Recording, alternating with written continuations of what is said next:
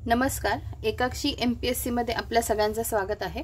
आपण कंबाईन पूर्व परीक्षेचे PYQs बघत आहोत। ठीक आहे, त्यामध्ये भूगोल विषयातील कृषी संशोधन हा टॉपिक मी घेतलेला आहे, ज्याच्यावर आतापर्यंत जे काही प्रश्न आलेले आहेत या टॉपिकवर ते आपण बघणार आहोत। यासाठी मी सोर्स वापरला आहे ज्ञानदीप अकॅडमीचं एनालिसिसचं पुस्तक। ठीक आहे, तर बघा, कृषी संशोधन याच्यावर आतापर्यंत 4 प्रश्न आलेले आहेत। तर 4 प्रश्न कोणकोणते आहेत ते आपण बघूया। ठीक आहे, सोर्स मी तुम्हाला सांगितलं आहे, आपण ज्ञानदीप अकॅडमीचं जे एनालिसिसचं पुस्तक आहे, 2 जम्बो पार्ट्स आहेत त्यांचे, तर आपण त्याच्यातून सगळा सोर्स कंप्लीट करत आहोत। ठीक आहे, बघा, तर पहिला प्रश्न बघूया आपण। तर पहिला प्रश्न विचारला होता, पहिला प्रश्न होता, 1-2 मिनिट फक्त। हे बघा, हा प्रश्न होता, जो पहिला प्रश्न म्हणजे पुस्तकात जो पहिला प्रश्न दिलेला आहे कृषी संशोधन या टॉपिकच्या अंडर। प्रश्न असा होता, 1948 साली जिया मेस मधून प्रथमच ट्रान्सपोझॉन्स शोधून काढण्याचे श्रेय डॅश डॅश यांना जाते। ग्रुप सी पूर्व परीक्षा 2019 ला हा प्रश्न विचारलेला आहे। ठीक आहे, मी प्रश्न पुन्हा वाचते। 1948 साली जिया मेस मधून प्रथमच ट्रान्सपोझॉन्स शोधून काढण्याचे श्रेय डॅश डॅश यांना जाते। ग्रुप सी पूर्व परीक्षा 2019 ला हा प्रश्न आलेला आहे आणि 4 ऑप्शन दिले होते, बार्बरा मॅकक्लिंटॉक, केरी म्युलिस, स्टॅनले कोहेन आणि हर्बर्ट बॉयर। तर त्याचं उत्तर आहे बार्बरा मॅकक्लिंटॉक। ठीक आहे, हे उत्तर। आता हे असे जे प्रश्न असतात ना, हे पाठ करून टाकायचे असतात। ठीक आहे, आणि हेच प्रश्न रिपीट पण होतात, हा माझा अनुभव आहे। ठीक आहे, तर असे प्रश्न डायरेक्ट पाठ करायचे। झालं, आपण पहिला प्रश्न बघितला, याच्याविषयी स्पष्टीकरण काही दिलेलं नाहीये। ठीक आहे, आता दुसरा प्रश्न विचारलेला आहे, जो आहे बघा, मी तुम्हाला दाखवून देते तो प्रश्न। हे बघा, हा तो प्रश्न आहे। प्रश्न काय आहे, आशियातील सर्वात मोठे कृषी विश्वविद्यालय कुठे आहे? आशियातील सर्वात मोठे कृषी विश्वविद्यालय कुठे आहे? तर हिस्सार येथे आहे, हिस्सार हरियाणा। बाकीचे ऑप्शन्स पण बघून घ्या। तर कुठे आहे आशियातील सर्वात मोठे कृषी विश्वविद्यालय?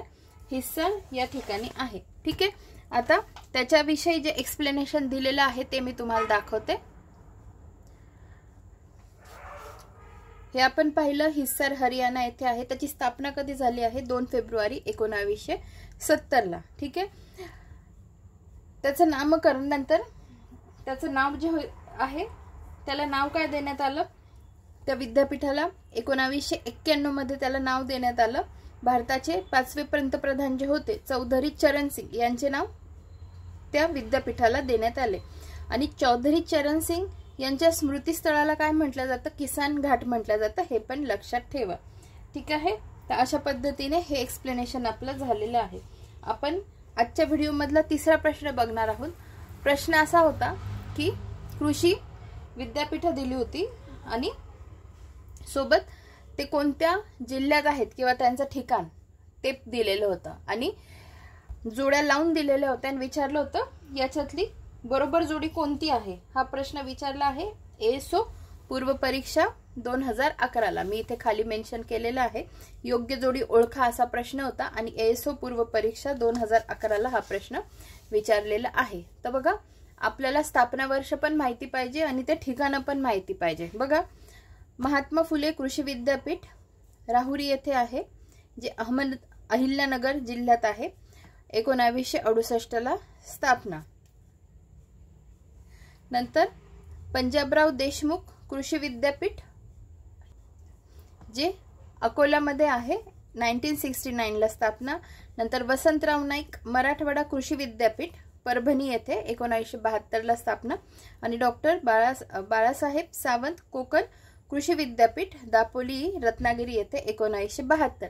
आता हे सगळं आपलं पाठ पाहिजे। आता मी काय केलं लक्षात ठेवण्यासाठी की कोणाचं कधी स्थापना आधी झालेली आहे, तर या सगळ्यांमध्ये जर बघितलं ना, तर महात्मा फुले यांचा जन्म सगळ्यात आधी झालेला आहे, 11 एप्रिल 1827 ला। ठीक आहे, मग सगळ्यात पहिलं विद्यापीठ कोणतं स्थापन झालं कृषीमध्ये? 1968 ला। मग महात्मा फुले कृषी विद्यापीठ राहुरी येथे हे लक्षात ठेवायचं, ठीक आहे। त्याच्यानंतर यांच्या 4 विद्यापीठांमध्ये ज्यांच्या नावं दिले त्याच्यामध्ये जन्म कोणाचा झालेला आहे तर पंजाबराव देशमुख यांचा झालेला आहे। 1898 ला त्यांचा जन्म झालेला आहे। अकोला येथे ते विद्यापीठ आहे। 1969 ला स्थापना झालेली आहे। नंतर बघा वसंतराव नाईक मराठवाडा कृषी विद्यापीठ, त्यांचा जन्म झालेला आहे। वसंतराव नाईक हे आपले मुख्यमंत्री होते, माजी मुख्यमंत्री, ठीक आहे।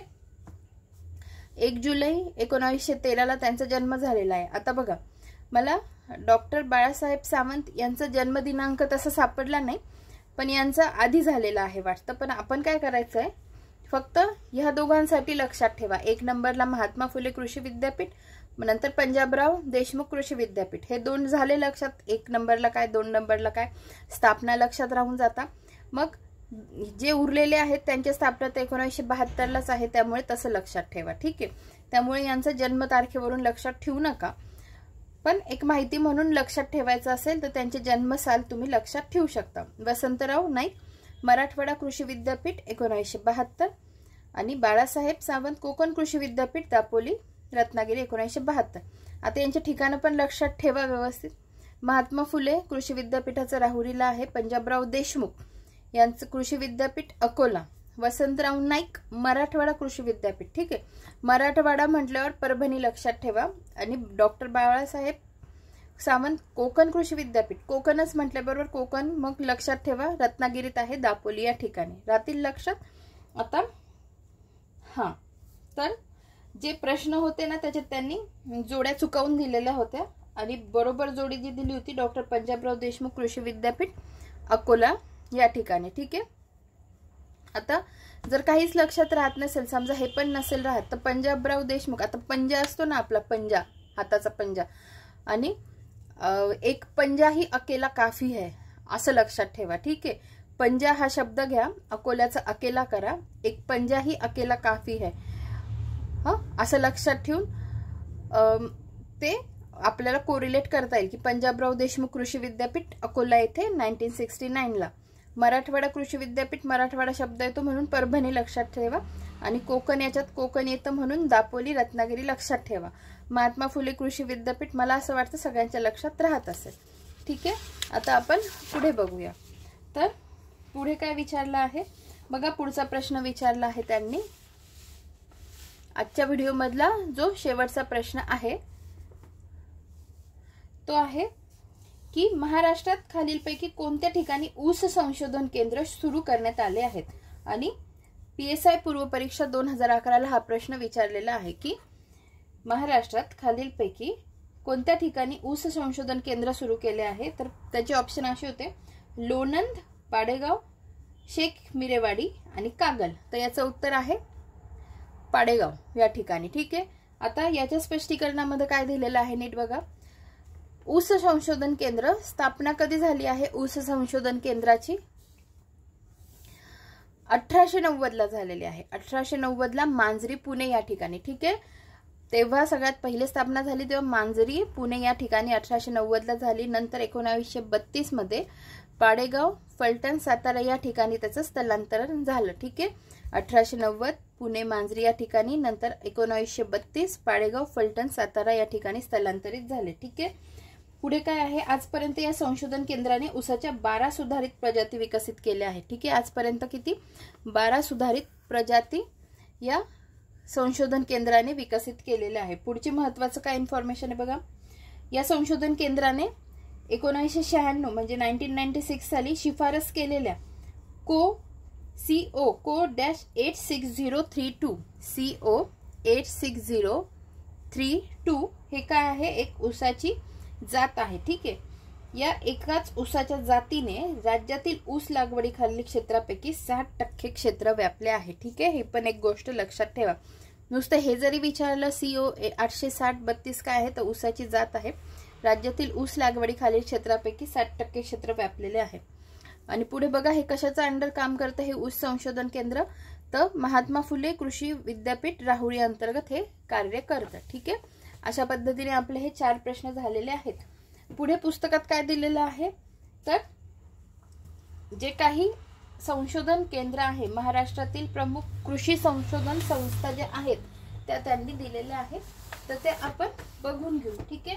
तर ते आम्ही तुम्हाला मॅपवर दाखवणार आहे. मी मॅपवर त्या लोकेट करून दाखवले आहे. तर याच्यासाठी की जर आपण तिथे लिहून जर अभ्यास केला तर मला असं वाटतं की आपले काय होईल, डिस्ट्रिक्ट जे असतात जिल्ह्यांचे नकाशे पण पाठ होतील, महाराष्ट्राची पण तोंड ओळख होईल. त्याच्यासाठी मी ते मॅपच्या साहाय्याने दाखवले आहे. आणि सोबत मी काय करते, तुम्हाला ट्रिक्सच्या स्वरूपात पण ते समजावून सांगण्याचा प्रयत्न करते, जेणेकरून काय होईल, तुम्हाला व्यवस्थित त्या गोष्टी आकलन होतील. हे बघा मी झूम आउट केलेला आहे, जेणेकरून तुम्हाला हा पूर्ण मॅप दिसायला पाहिजे. ठीक आहे. आता मी पुन्हा झूम करणार आहे, कारण तुम्हाला पुन्हा नीट दिसायला पाहिजे. याच्यासाठी मी फक्त मॅप कसा, त्याच्यावर कसं रिप्रेझेंट केलं हे दाखवण्यासाठी झूम आउट केलं होतं. तुम्ही बघून घ्या. मी पुन्हा झूम करते तुम्हाला दाखवण्यासाठी, आणि मग आपण पाठ करून घेऊ. बघा आपण एक एक बघून घेऊ. आपण जळगावपासून सुरुवात करू. जळगावचा नकाशा नीट लक्षात घ्या. ठीक आहे. जळगावमध्ये आहे तेलबिया संशोधन केंद्र. ठीक आहे. तेलबिया संशोधन केंद्र जळगावमध्ये आहे. सोबत केळी संशोधन केंद्र सुद्धा जळगावमध्येच आहे. म्हणून ह्या दोन्ही गोष्टी जळगावमध्ये आहे, नीट लक्षात ठेवा. जळगाव यावल येथे केळी संशोधन केंद्र आणि तेलबिया संशोधन केंद्र. आता केळी संशोधन केंद्र जळगावला यावल या ठिकाणी आहे. मला असं वाटतं हे सगळ्यांचं पाठ असेल. तेलबिया संशोधन केंद्र कसं पाठ करा की तेलबिया जळाल्या, जळगाववरून जळाला असं लक्षात ठेवा. तेलबिया जळाल्या जळगावला तेलबिया संशोधन केंद्र आहे. केळी यावल यावल हे म्हणजे केळी संशोधन केंद्र पण जळगावमध्ये आहे. ठीक आहे. पुढे बघा नागपूरमध्ये काय आहे, मध्यवर्ती कापूस संशोधन संस्था. ठीक आहे.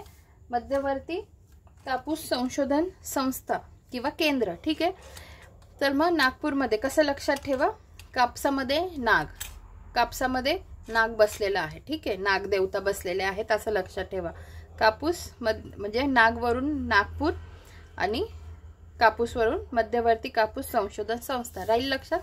आता पुढे बघा वाल्मी जे म्हणजे पाणी व जमीन व्यवस्थापन संस्था, ज्याचं हेडक्वार्टर आहे किंवा ही संस्था कुठे आहे तर छत्रपती संभाजीनगरमध्ये. ठीक आहे. आणि गव्हाचं संशोधन केंद्र पण तिथे आहे वैजापूरला. कुठे तर छत्रपती संभाजीनगरमध्ये. ठीक आहे. एक मिनिट. बघा एक मिस्टेक झाली, मी चुकून गहू बोलले, तर गहू नाहीये तिथे, ऊस आहे. आपण पुन्हा पहिल्यापासून बघू, चुकायला नकोय, आपलं काहीच चुकायला नकोय. ठीक आहे. बघा जळगावला काय बघितलं आपण, तेलबिया संशोधन केंद्र. ठीक आहे. जळगावला. आणि दुसरं आपण पुन्हा काय बघितलं, केळी संशोधन केंद्र यावल जळगाव. ठीक आहे. हे दोन पाहिले. त्याच्यानंतर आपण काय बघितलं, मध्यवर्ती कापूस संशोधन संस्था किंवा केंद्र नागपूर, कापसामध्ये नाग, असं आपण पाठ केलं. पुढे बघा आपण आता बघूया गवत संशोधन केंद्र. गवत संशोधन केंद्र कुठे आहे तर पालघरमध्ये आहे. गवत संशोधन केंद्र आहे पालघरमध्ये. ठीक आहे. पालघर कसं लक्षात ठेवणार, पाल गवत खाते, पाल काय खाते, गवत खाते. ठीक आहे. किंवा मग काहीही म्हणा, पालीचं घर गवताचं, गवतामध्ये पाल गवत खाते, काहीही ट्रिक करा, पण पालवरून पालघर आणि गवतवरून गवत संशोधन केंद्र. ठीक आहे. आता आपण बघूया गहू गेरवा संशोधन केंद्र. गहू गेरवा संशोधन केंद्र आहे महाबळेश्वर सातारा. हे बघा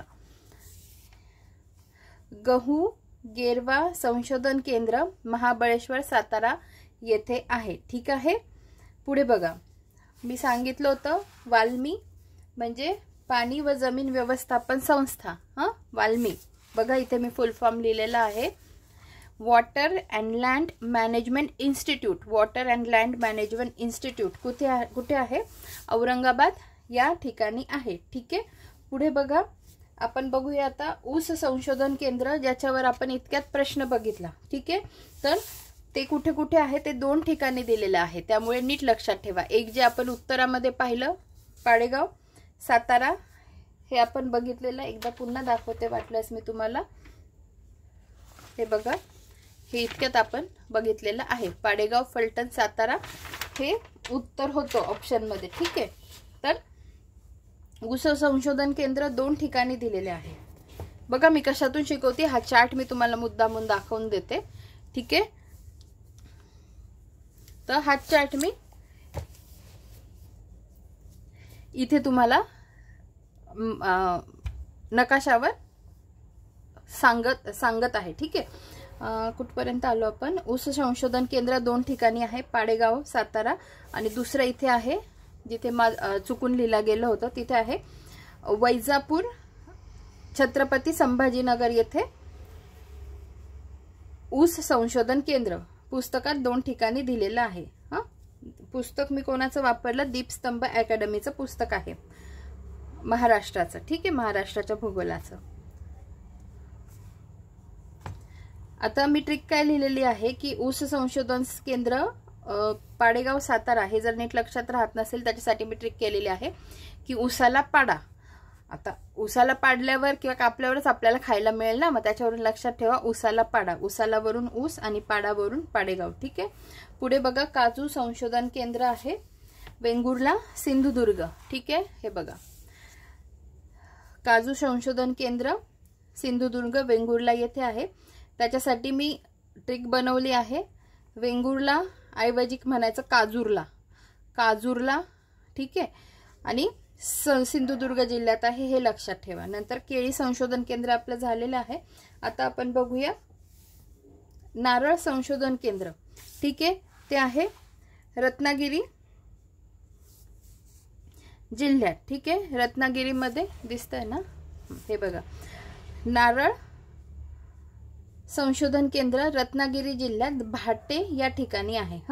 आता हे पाठ कसं करायचं? रत्नाने भटजींना नारळ दिले. रत्नाने वरून रत्नागिरी, भटजींना वरून भाटे आणि नारळ वरून नारळ संशोधन केंद्र. ठीक आहे. पुढे आपण बघूया हळद संशोधन केंद्र. हे बघा, हळद संशोधन केंद्र जे कुठे आहे? सांगली जिल्ह्यात आहे. सांगली जिल्ह्यात आहे हळद संशोधन केंद्र. त्याच्यासाठी मी ट्रिक काय बनवली आहे? सांग ना हळद किती डिग्री, सांग ना हळद किती डिग्री. सांगण्यावरून सांगली, हळद वरून हळद संशोधन केंद्र आणि डिग्रीवरून डिग्रज. ठीक आहे. राहील लक्षात? हळद संशोधन केंद्र सांगली येथे. त्याच्यानंतर सुपारी संशोधन केंद्र बघा रायगडमध्ये. हे बघा, सुपारी संशोधन केंद्र श्रीवर्धन रायगड येथे. ठीक आहे. श्रीवर्धन रायगड येथे सुपारी संशोधन केंद्र. नंतर राष्ट्रीय डाळिंब संशोधन केंद्र आहे सोलापूरमध्ये. ठीक आहे. सोलापूरमध्ये कुठे? केगाव. डाळिंब संशोधन केंद्र सोलापूरमध्ये. ठीक आहे. सोलापूरमध्ये पण कुठे? केगाव. केगाव. आता याच्यासाठी मी ट्रिक बनवली आहे, पण बघा तुम्हाला आवडली तर लक्षात ठेवा, नाही तर मग जाऊ द्या. मी अशी बनवली आहे, केवढे डाळिंब सोडले, केवढे डाळिंब सोडले. डाळिंबवरून डाळिंब संशोधन केंद्र, सोल्लेवरून सोलापूर, आणि केवढे मधलं जे के आहे ना ते केगावसाठी. ठीक आहे. अशी ती ट्रिक आहे. पुढे आहे कांदा लसूण संशोधन केंद्र. राष्ट्रीय कांदा लसूण संशोधन केंद्र ते आहे पुण्यामध्ये, राजगुरू नगर येथे. ठीक आहे. आता याच्यासाठी मी ट्रिक बनवली आहे. राजच्या गुरूंना कांदा लसूण आवडतो. राजगुरुनगर कसं लक्षात ठेवा? राजचे गुरु म्हणजे राजगुरुनगर. राजच्या गुरूंना कांदा लसूण आवडतो. अशा पद्धतीने मी ती ट्रिक बनवलेली आहे. तर अशा पद्धतीने आपण हे सगळे जे काही संशोधन केंद्र होते ते आपण बघितलेले आहे. आता इथे मी पुन्हा शॉर्टमध्ये लिहिलं. काय लिहिलं? जळगावमध्ये तेलबिया आणि केळी संशोधन केंद्र. नंतर छत्रपती संभाजीनगरमध्ये वाल्मी संस्थेचं केंद्र आणि ऊस संशोधन केंद्र. नंतर सातारामध्ये बघा 2 गोष्टी पुन्हा, महाबळेश्वरला गहू संशोधन केंद्र आणि पाडेगावला ऊस संशोधन केंद्र. नंतर ठीक आहे, हे आहे. आणि ऊसाचे नीट लक्षात ठेवा, ऊसाचे 2 संशोधन केंद्र सांगितले, पाडेगाव सातारा आणि वैजापूर छत्रपती संभाजीनगर. ठीक आहे. तर अशा पद्धतीने आपला आजचा व्हिडिओ इथेच समाप्त होतो. जे मी कम्युनिटी पोस्टला टाकत असते प्रश्न ते सोडवत जा. जे व्हिडिओ आपले होत असतात त्याच्याशी रिलेटेड हे सगळे प्रश्न मी टाकत असते. ठीक आहे. आपण लवकरच भेटूया पुढच्या व्हिडिओमध्ये. धन्यवाद.